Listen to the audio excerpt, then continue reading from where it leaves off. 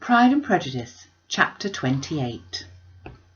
Every object in the next day's journey was new and interesting to Elizabeth, and her spirits were in a state of enjoyment, for she had seen her sister looking so well as to banish all fear for her health, and the prospect of her northern tour was a constant source of delight. When they left the high road for the lane to Hunsford, every eye was in search of the parsonage, and every turning expected to bring it into view. The paling of Rosings Park was their boundary on one side. Elizabeth smiled at the recollection of all she had heard of its inhabitants.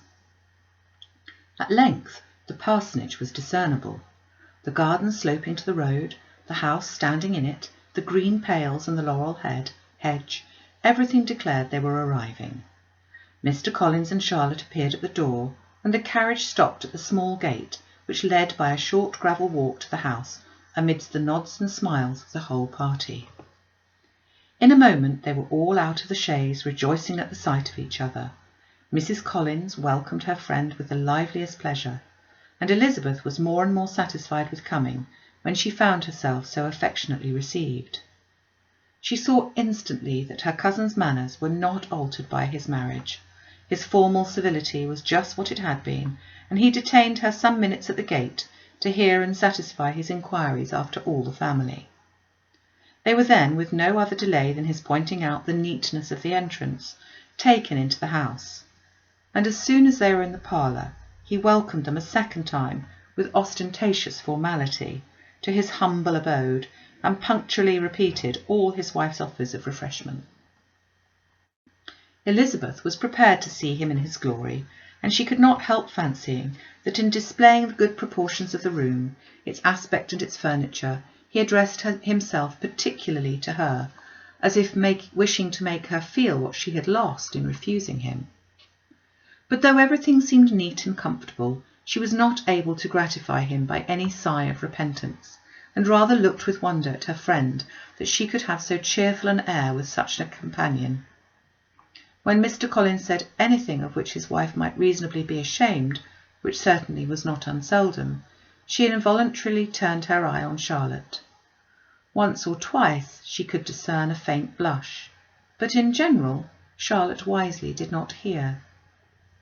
After sitting long enough to admire every article of furniture in the room, from the sideboard to the fender, to give an account of their journey and all that had happened in London, Mr. Collins invited them to take a stroll in the garden, which was large and well laid out, and to the cultivation of which he had attended himself.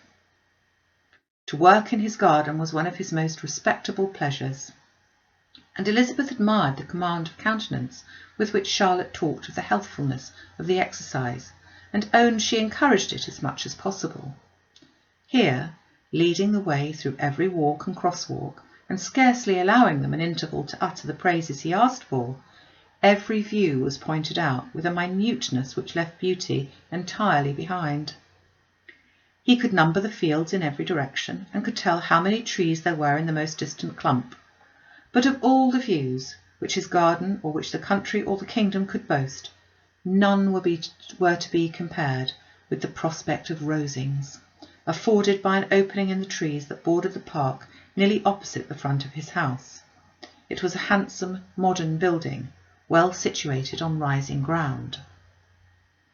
From his garden, Mr. Collins would have led them round his 2 meadows, but the ladies, not having shoes to encounter the remains of a white frost, turned back, and while Sir William accompanied him, Charlotte took her sister and friend over the house, extremely well pleased, probably, to have the opportunity of showing it without her husband's help.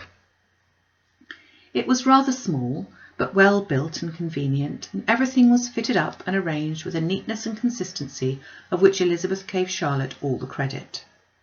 When Mr. Collins could be forgotten, there was really a great air of comfort throughout, and by Charlotte's evident enjoyment of it, Elizabeth supposed he must be often forgotten.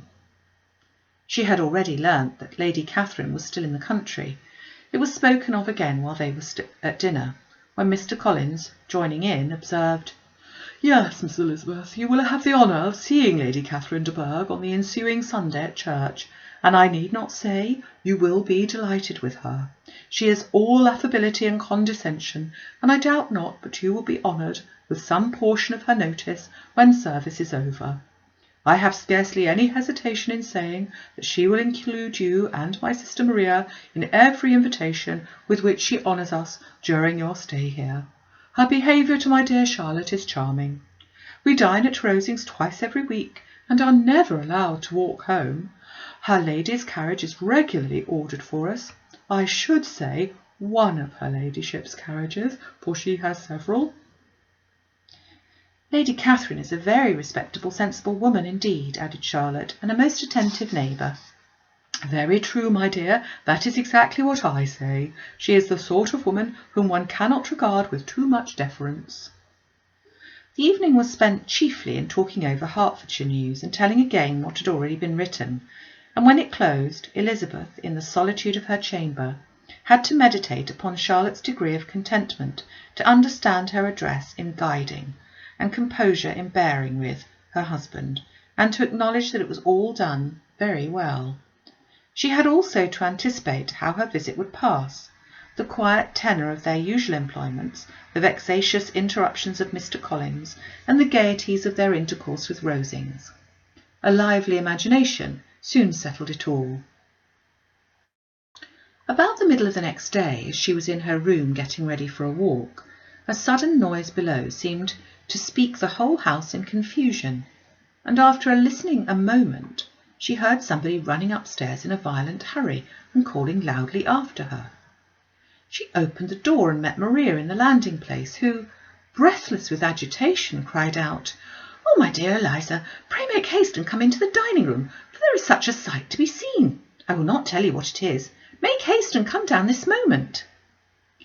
Elizabeth asked questions in vain. Maria would tell her nothing more, and down they ran into the dining-room which fronted the lane in quest of this wonder. It was two ladies stopping in a low phaeton at the garden gate. "And is this all?" cried Elizabeth. "I expected at least that the pigs were got in the garden, and here is nothing but Lady Catherine and her daughter." "La, my dear," said Maria, quite shocked at the mistake, "it is not Lady Catherine. The old lady is Mrs. Jenkinson, who lives with them. The other is Mr. Borg. Only look at her. She is quite a little creature. Who'd have thought she could be so thin and small? She's abominably rude to keep Charlotte out of doors in all this wind. Why does she not come in?" "Oh, Charlotte says she hardly ever does. It is the greatest of favours when Mr. Borg comes in." "I like her appearance," said Elizabeth, struck with other ideas. "She looks sickly and cross. Yes, she will do for him very well. She will make him a proper wife." Mr. Collins and Charlotte were both standing at the gate in conversation with the ladies, and Sir William, to Elizabeth's high diversion, was stationed in the doorway, in earnest contemplation of the greatness before him, and constantly bowing whenever Mr. Borg looked that way. At length there was nothing more to be said. The ladies drove on, and the others returned into the house. Mr. Collins no sooner saw the two girls than he began to congratulate them on their good fortune, which Charlotte explained by letting them know that the whole party was asked to dine at Rosings the very next day.